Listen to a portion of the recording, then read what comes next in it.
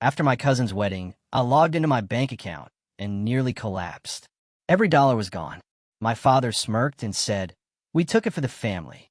You'll survive." My hands were shaking when I stood up and gave them one warning. Then you won't survive what happens next. Imagine logging into your bank account after a family wedding, only to find it completely empty. Every penny gone. And then your own father chuckles on the phone. "We took it for the family. You'll survive." My hands trembled, but I stood tall and said, "Then you won't survive what happens next." They all just laughed until a deafening bang shook the walls, and my front door burst open. Let me tell you a story about how the people who were supposed to protect me, the ones I called family, didn't just steal my life savings. They gutted me from the inside out and then tried to blame me for it. But what they didn't realize was that sometimes being pushed to the absolute brink can forge a fire so fierce it burns everything in its path. For most of my life, family was supposed to be this rock-solid thing, right? Shared meals, unwavering support, that unspoken loyalty you fall back on when the world gets rough. At least that's what I desperately wanted to believe. The truth, though, was way uglier. And I didn't see how deep the rot went until the night after my cousin Claire's wedding. The wedding itself, honestly, it was just fine. Claire, she was always the family's golden child, the one who could do no wrong. Every family gathering was just another opportunity to gush about her grades, her career, her upcoming marriage. Meanwhile, anything I did was just dismissed, like it was cute or unrealistic. I'd actually started my own business 2 years prior. It was small, yeah, but it was growing, and I'd poured everything I had into it. But my dad, my uncles, even my grandma, they treated it like a silly little hobby. At the wedding, the favoritism was practically a comedy show. The speeches were overflowing with praise for Claire. But when it came to me, I was just a cousin who showed up. Nobody asked about my work. Nobody cared what I was doing. It stung. Yeah, but I kept my head down, forcing a polite smile, sipping that cheap champagne. I kept telling myself it didn't matter. It's what I always told myself. But the truth is, it did matter. It mattered every single time I caught my dad looking at me with that mix of disappointment and amusement, like I was some underachieving kid instead of a grown man building something from scratch. It mattered when relatives would lean across the table, whispering about how proud they were of Claire, completely ignoring me sitting right there. I tried to bury those feelings during the wedding, but they never stayed buried for long. That night, I drove home exhausted, but oddly relieved it was over. I remember kicking off my shoes, throwing on sweats, and sitting down at my desk just to check emails before bed. That's when I saw it.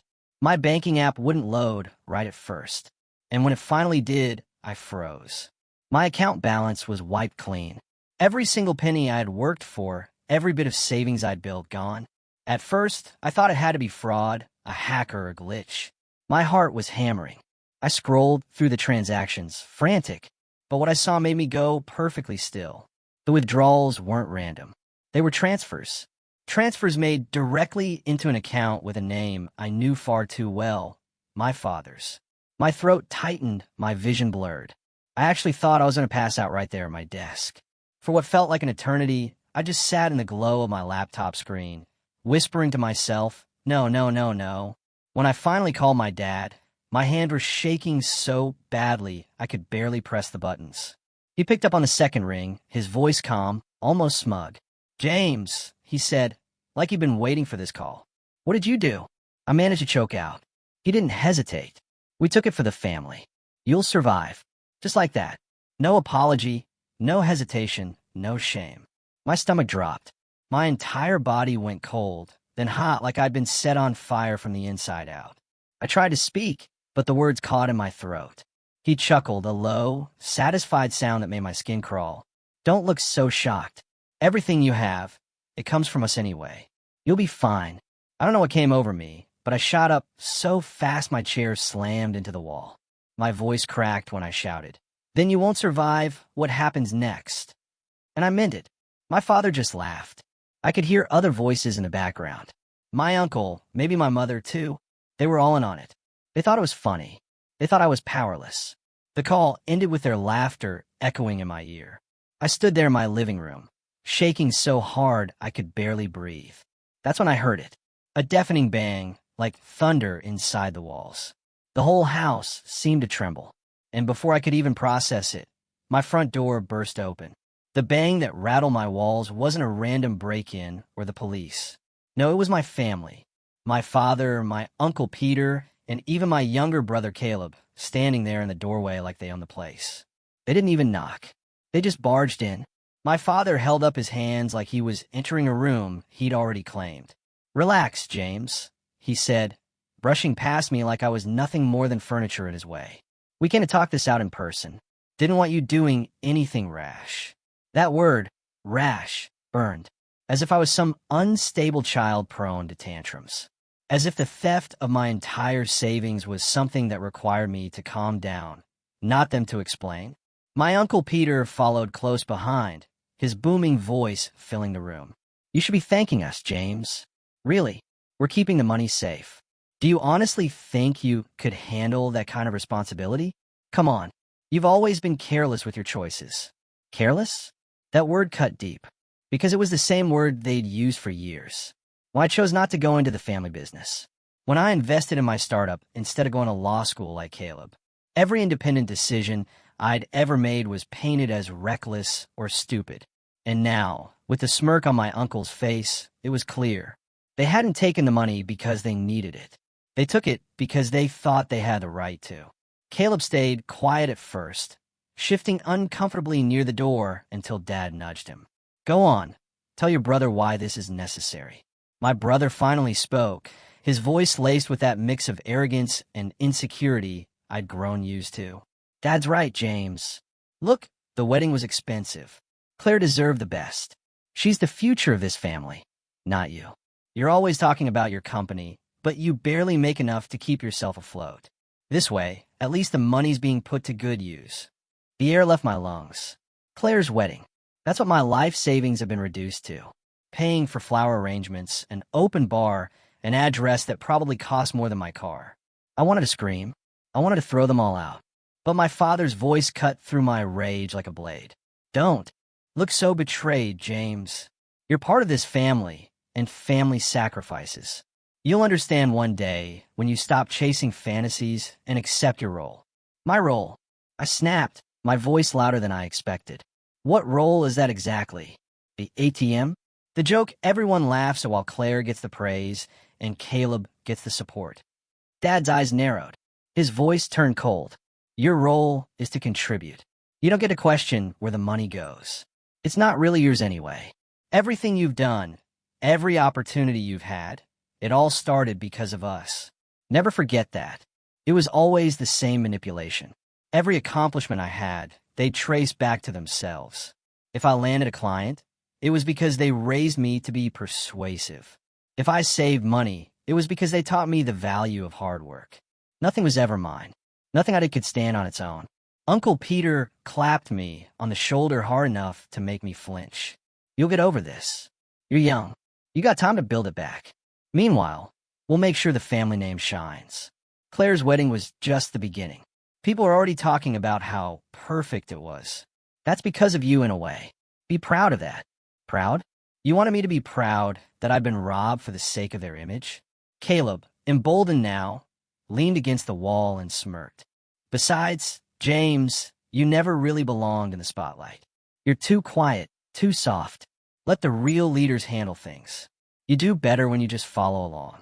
My fist clenched so tightly I thought my nails might break skin, but I stayed still. My heart pounded against my ribs. They thought they'd beaten me into silence. They thought I would swallow this like I had swallowed every other slight, every other insult, every other dismissal. Dad finally sat down on my couch, crossing his legs like he was king of the castle. "Now that we've cleared that up, you'll sign over the rest. Any investments, any savings tucked away, we'll manage it. That way, you won't be tempted to waste it." The room spun. The rest. They didn't just want what they'd already taken. They wanted everything. And as I looked at their smug faces and my father lounging in my living room as though it already belonged to him, a quiet realization took root. This wasn't just about money. This was about control, about crushing whatever independence I had left. I stayed silent, letting them think they'd won another round. But inside, something shifted. I wasn't just trembling anymore. I was planning, and that was the last time my father mistook my silence for weakness. I didn't sleep that night, not even a minute. After they finally left, smug, satisfied, and absolutely certain they had me under their thumb, I just sat at my desk, staring at the empty account on my laptop screen. My chest felt hollow, like someone had scooped out every ounce of hope I had left. I replayed their words over and over. You'll survive. You're careless. Sign over the rest. Every syllable crawled under my skin like poison. By morning, I was numb. My phone buzzed nonstop. Texts from relatives. Group chats about how beautiful Claire's wedding had been. Photos of champagne glasses raised high. And then, like a knife in the gut, I saw my dad had posted a picture online.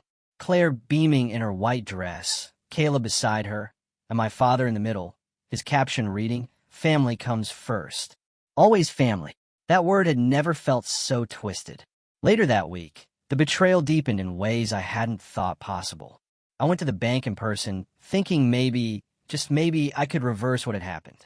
But when I sat across from the manager, a woman I'd known since high school, she gave me a look that made my stomach churn. "James," she said carefully, "your father came in with paperwork. You signed over power of attorney last year, didn't you?" My heart stopped. What? No, absolutely not. But she slid a document across the desk, and there it was, my signature. Except it wasn't mine. The lines were shaky, uneven, the way my father's handwriting always looked when he tried to mimic someone else. I knew instantly what had happened. He had forged it. He had gone so far as to fake my consent just to take control of everything I had. I felt dizzy. This isn't real. You can't honor this, right? But the manager just shook her head, her voice low. "James, it's already been processed. The accounts are drained. Legally, it looks authorized." I walked out of that bank in a haze, the sunlight blinding, every step heavy with the realization that my own father had committed fraud against me, and the system was letting him get away with it. When I got home, the situation worsened. A thick envelope sat on my doorstep. Inside, neatly folded, was a new contract, my father's handwriting all over it. It was a family agreement demanding that I redirect all future business profits into a joint account he controlled. At the bottom was a signature line with my name already scrolled there, forged again. And tucked behind the contract was a handwritten note. "Stop fighting this, James. You'll only make things harder for yourself. Do the right thing for the family." My hand shook so badly I dropped the papers on the floor. I just stared at them, heat rising behind my eyes. This wasn't just theft. This wasn't just favoritism. This was a deliberate, calculated move to strip me of everything. My savings, my business, my independence. And he'd done it all with that same self-satisfied smile. But the true breaking point came 2 nights later. I had gone to visit my grandmother, the one person in the family I thought might understand, maybe even stand up for me. She was sitting in her floral armchair, the same one she'd had since I was a kid. Her frail hands folded neatly in her lap. For a brief moment, I thought I saw sympathy in her eyes. "Grandma," I whispered. "Dad drained my accounts. He forged my signature. He's trying to take my business. I don't know what to do." She reached for my hand, her touch soft, and for half a second, I thought she might comfort me. But then her words cut me deeper than I could have imagined. "James, don't be dramatic. Your father knows best. He's protecting you from yourself. You should be grateful." Grateful. My throat closed up. Even she was on his side. Even the one person I thought might have my back. I left her house in silence, the betrayal heavy in my chest. It was like losing her twice. Once as a grandmother, and again as someone I could trust. When I got home that night, there was one final blow waiting for me. An email forwarded from my dad's account. It was a notice from the state business registry. My company, the business I had built from scratch, the thing I had poured sleepless nights and endless effort into, was no longer under my name. Ownership had been transferred to him. I stared at the screen, my vision blurring with tears I refused to let fall. My father had stolen everything. Not just the money, not just the savings, but my identity, my livelihood, my future. And in that moment, something inside me broke. The boy who had always swallowed the insults, who had always played the quiet role, who had always been told he was soft. He was gone. All that was left was silence. And under that silence, a fire that would not go out until I got everything back. Rock bottom doesn't hit you all at once. It creeps in slowly, moment by moment, until you wake up one day and realize you're not standing anymore. You're on the floor looking up at a world that seems determined to crush you. That's where I found myself in the weeks after my father took everything. At first, it was denial. I kept thinking there had to be some mistake, some loophole, some way to undo the damage. I spent long nights calling lawyers only to be told the same thing. The documents look valid. The transfers were processed. Without a drawn-out, expensive legal battle, there wasn't much to be done. Even if I fought, they said, my father had more resources, more influence, and more support. I was just one man. Then came the bills. My rent, my utilities, the loan I'd taken out for equipment for my company. Every reminder of the life I had built showed up, demanding money I no longer had. I sold off what I could. My laptop, my camera, even the watch I'd been given for graduating college. Each item felt like a piece of myself being chipped away. I lived on instant noodles and canned soup, my fridge humming emptily in the corner. The hardest part wasn't the hunger or the exhaustion. It was the humiliation.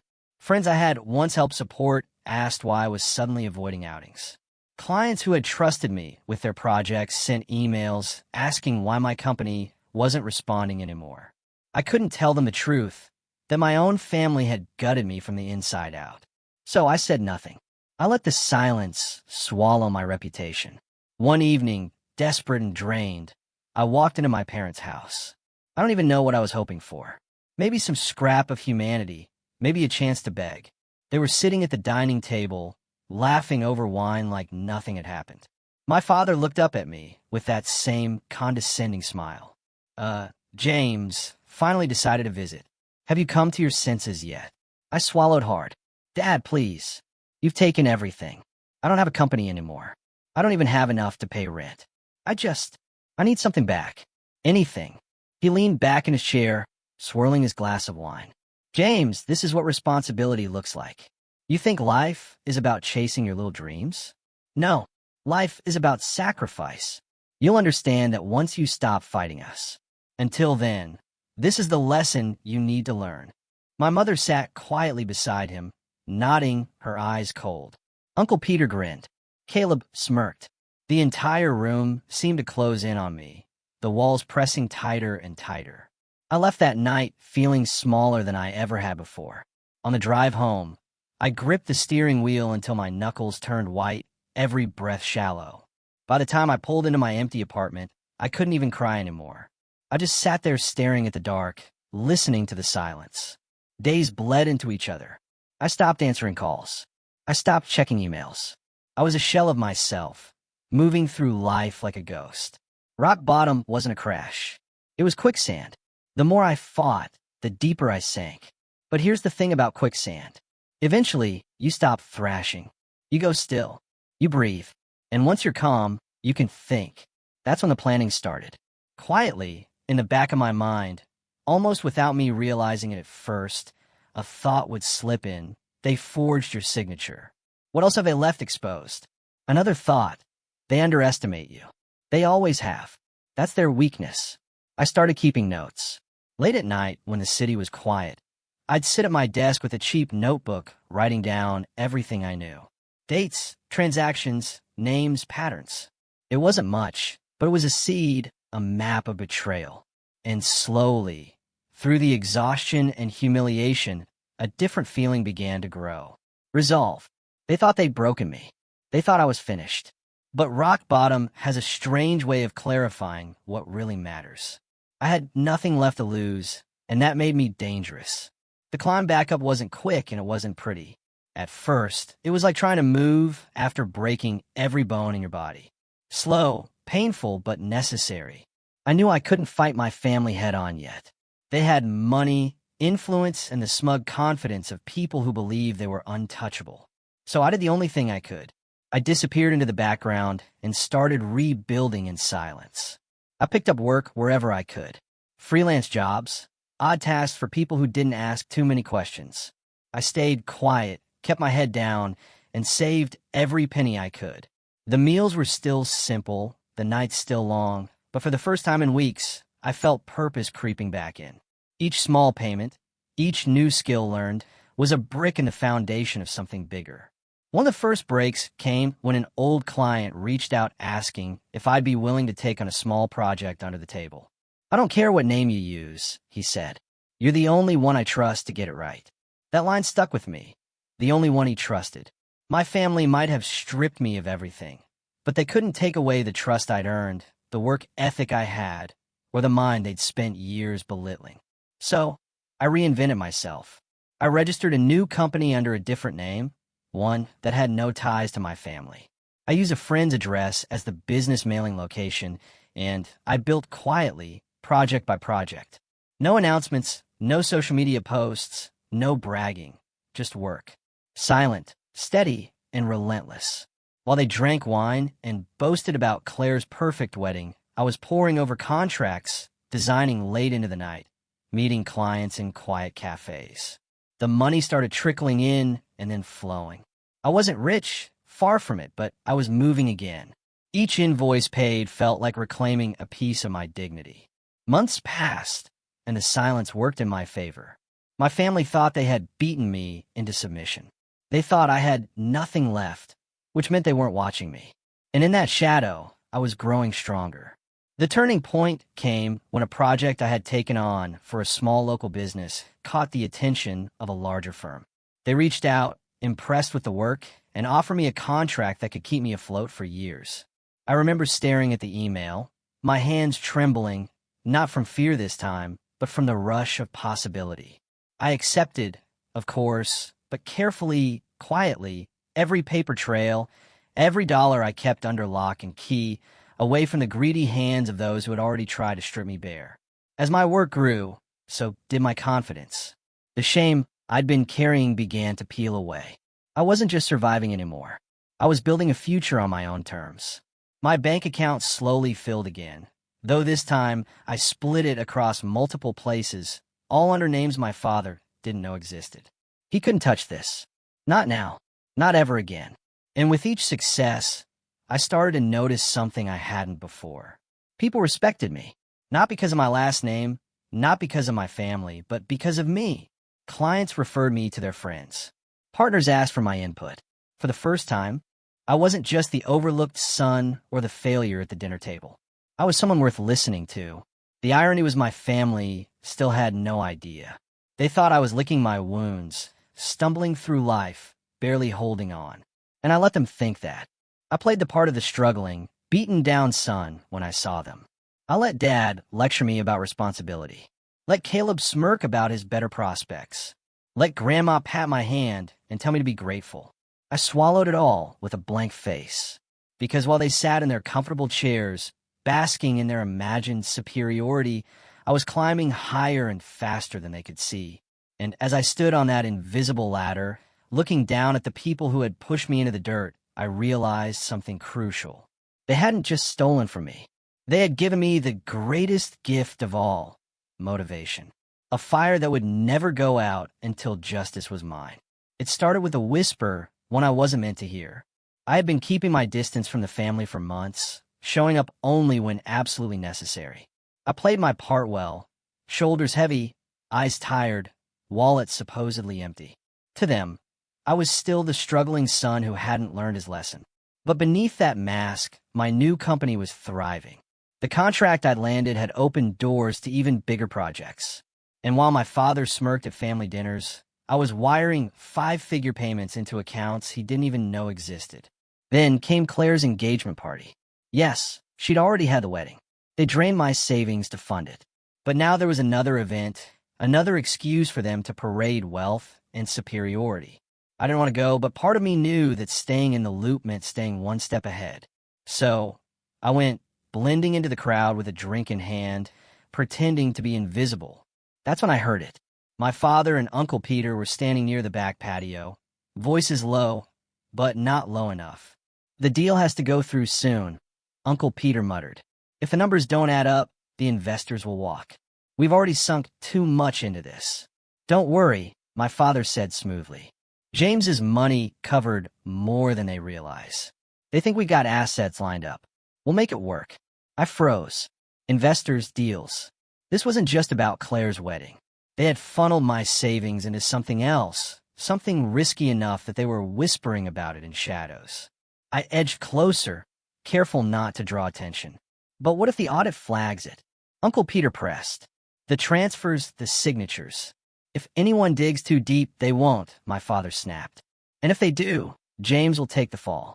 Everything's under his name, not mine. He doesn't have the backbone to fight it. The words hit me like a physical slap. Not only had he stolen from me, he'd set me up as the scapegoat. If their so-called deal collapsed, if the investors uncovered fraud, I'd be the one left holding the bag.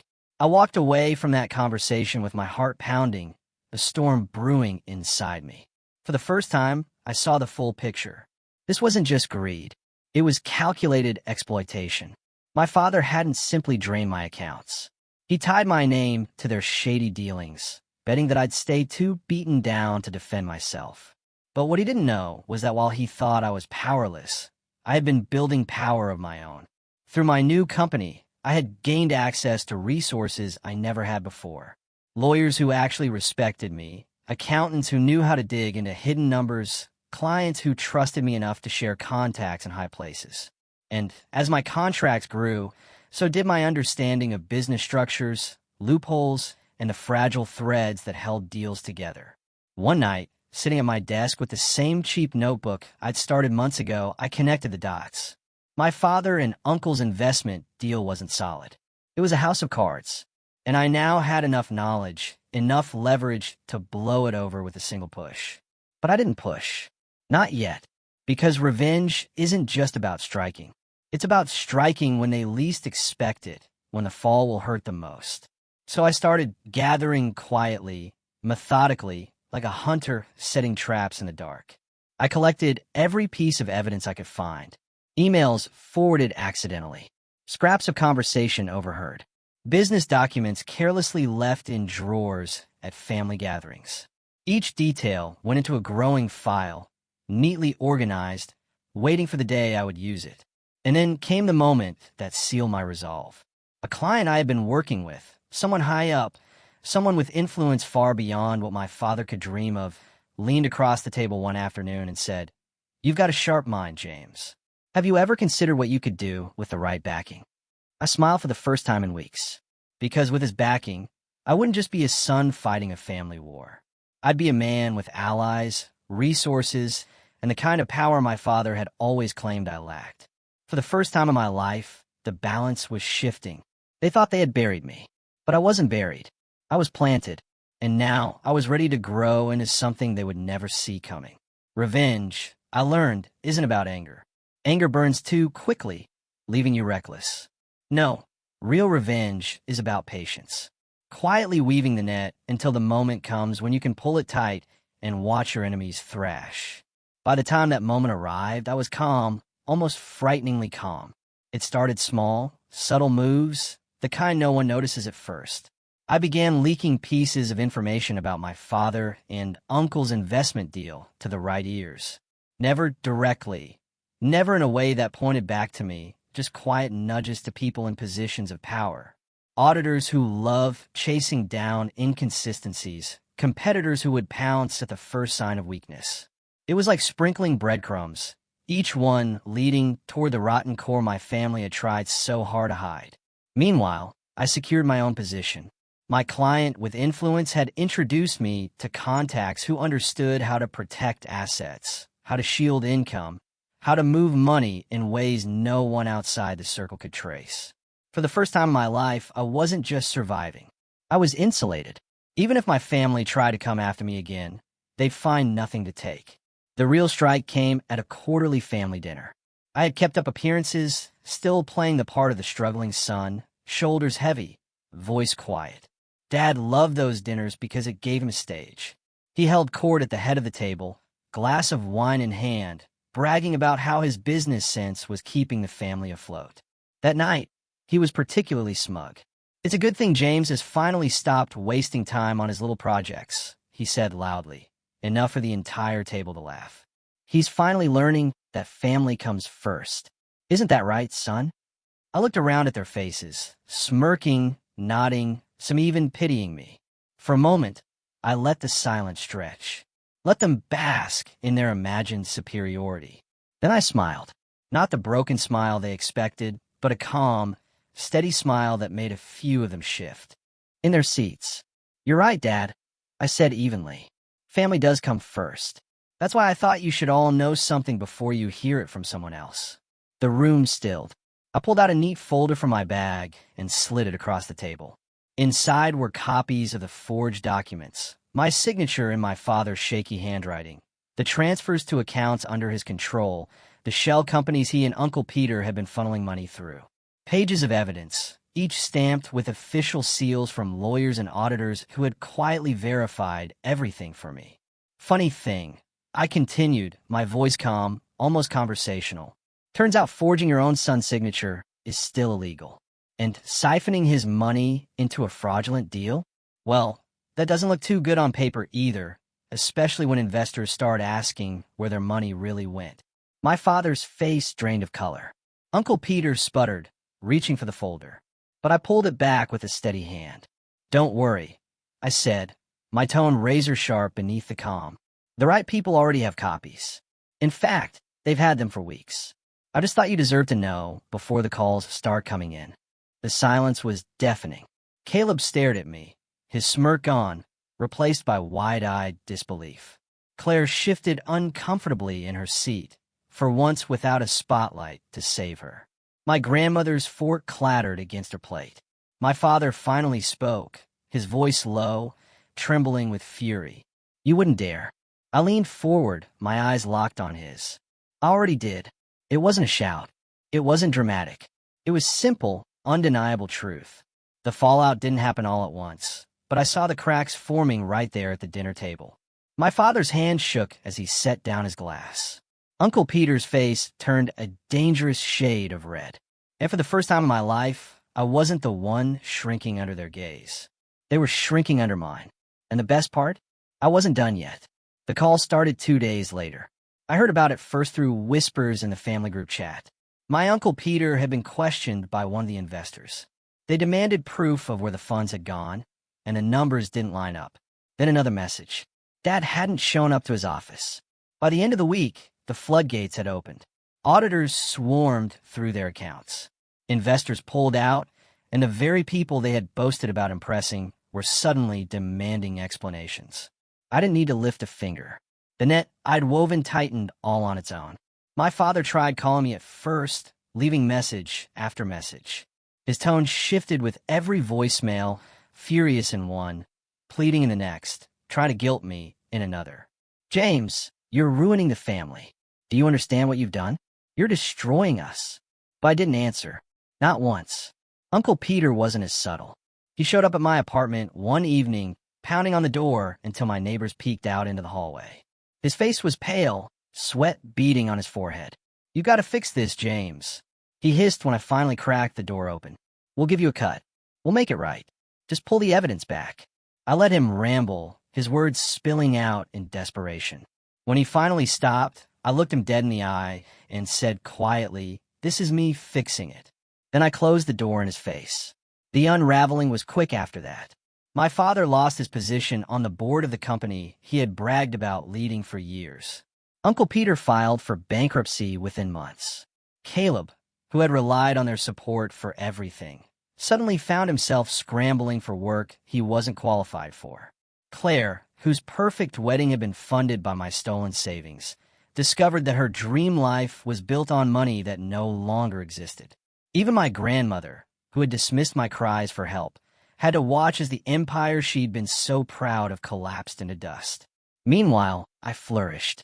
My new company continued to grow, untouched by their scandals.